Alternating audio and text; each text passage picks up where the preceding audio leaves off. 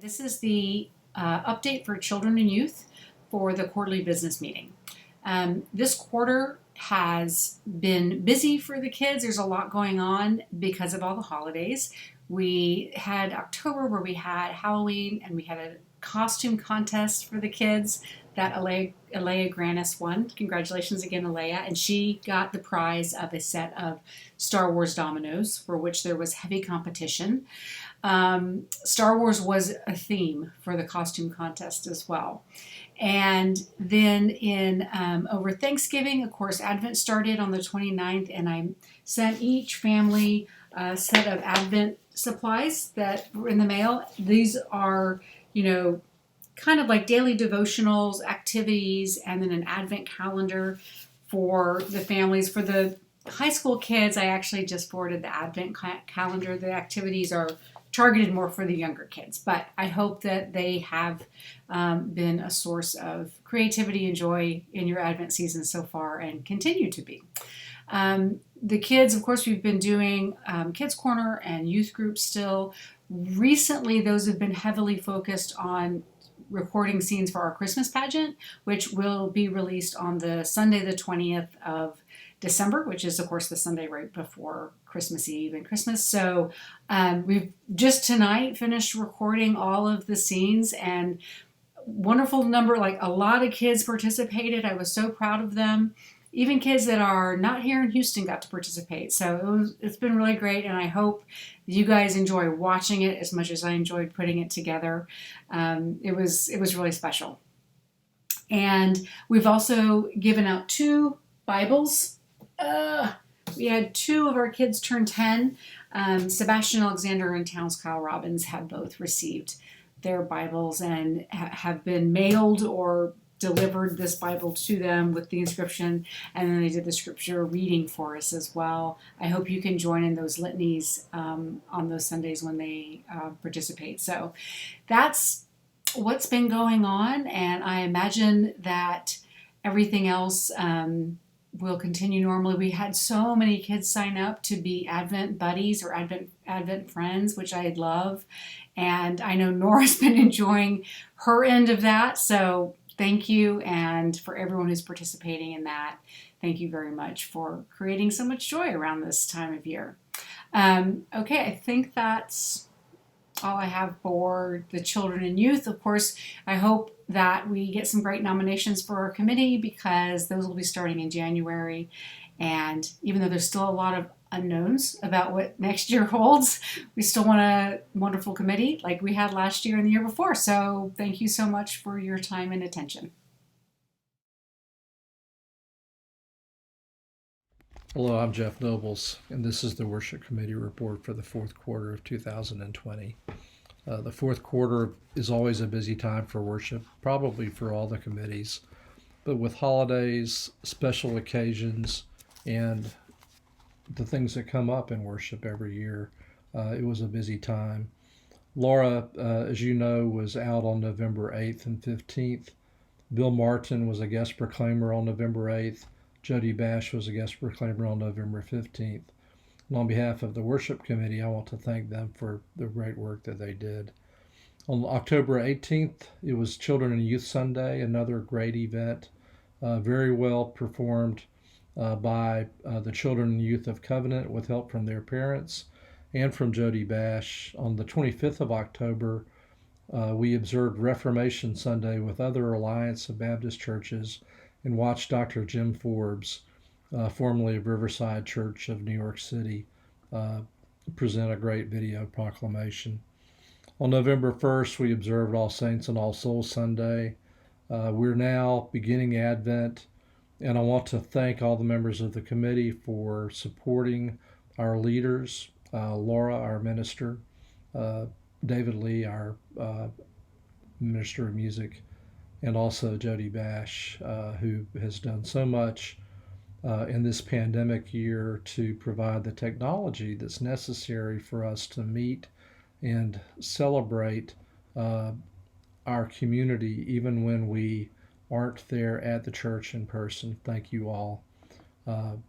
This is a really fine committee. There are people who have served on the committee this year who who are rotating off: Jay Hooker, Eric Avra, Raymond Stubblefield, and Nancy Henry. Thank each of you for your support this year and in other years for Worship Committee.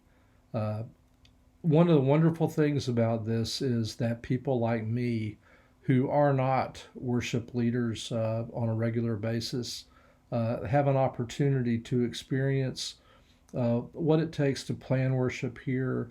The conversations, the ideas, and the brainstorming are incredible. People who have worked on worship planning here for many years have helped people like me to see what an amazing group of people they are. I hope that if you are not on a committee next year, that you will consider joining the worship committee so you can be a part of this too. Thank you all. It's been a very challenging year for all of us. For the worship committee, it has been too. But thanks for the leadership of Laura, David, Jody, members of this committee, and the whole Covenant community. Thank you so much for being a part of this with us.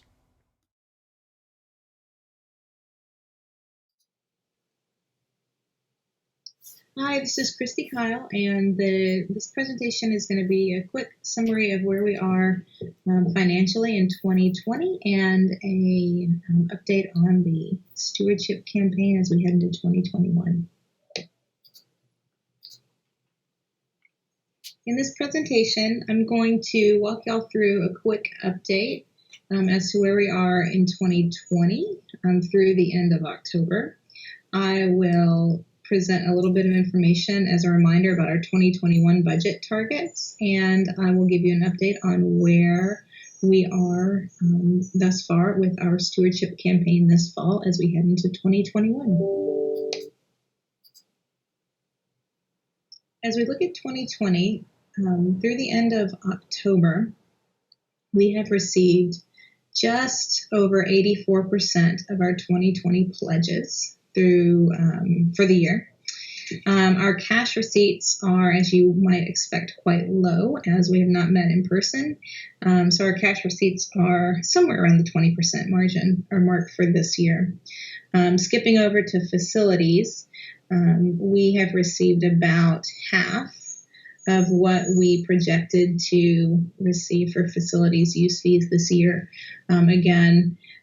That's significantly under where we thought we would be. But of course, our facilities have been closed this year due to COVID-19. But if you look at the third column here on the chart, you'll see our identifiables are at 100% of anticipated receipts. That's an underrepresentation of where we are. We've actually received like 400% of our projected identifiables. And what that represents is just an incredible amount of generosity by people toward our community this year. And we're very, very thankful for that. This chart represents, on the top darker blue line, the operations revenue that we've received from month to month in 2020, and then the lighter colored line underneath is our expenses. And what you can see is that throughout all of 2020, we have generated or received more revenue than we have spent, which is great. We've continued to maintain a good cash cushion, which I'll show you on the next slide, but this is just a good representation of how our expenses have consistently been under our revenue. This slide is a comparison from 2020, 2019, and 2018 of the amount of cash that we have had available for operations purposes. And again, you'll see each year we have managed to maintain a larger or greater amount of cash in the bank that's available for us to use toward operations as needed. Again, this is completely due to the generosity of our community, especially this year with people giving over and above pledged amounts in order to create a financial security and stability for us as we go through this year and into 2021.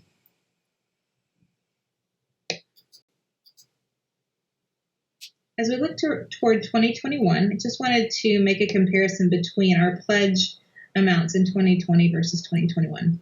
In 2020, our pledge goal was $353,000, and as of the end of October, we have received 84% of those pledges, which is fantastic.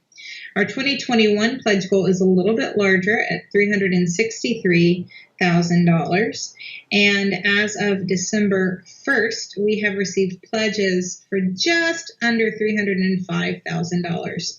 We've received pledges for 84% of our 2021 goals, so we're making great progress. We still have a little ways to go, so please, if you haven't had an opportunity to update us with your pledge info, please do so. You can email me or you can email our financial administrator, Monique, and those email addresses are coming up on the next slide. So that's a quick update as to where we are financially as a congregation. In a nutshell, we have a lot of financial health and stability underneath us, which is fabulous. If you have questions, you can email me or Monique. The email addresses are here on your screen. And please, if you haven't had an opportunity to make a 2021 pledge, please feel free to do so by emailing Monique at finance@covenanthouston.org. Thank you all. Take care. Bye-bye.